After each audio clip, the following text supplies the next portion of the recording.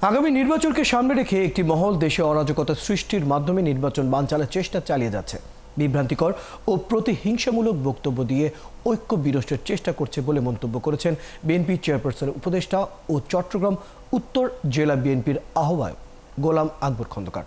চট্টগ্রাম উত্তর জেলা বিএনপির উদ্যোগে জুলাই আগস্ট গণ অভ্যুত্থান শোক ও বিজয়ের বর্ষপূর্তি উপলক্ষে আয়োজিত সবুজ পল্লবে স্মৃতি অম্লান শীর্ষক কর্মসূচির আলোকে বৃক্ষরোপণ ও বিক্ষোভ কর্মসূচিতে প্রধান অতিথির বক্তব্যে এসব কথা বলেন তিনি।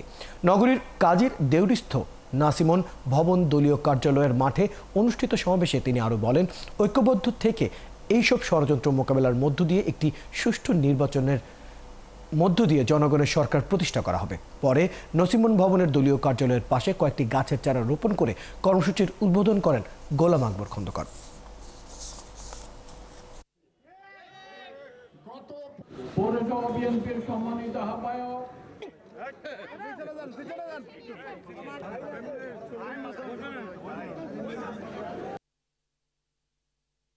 আগামী রমজানের আগে নির্বাচন হবে ইনশাআল্লাহ।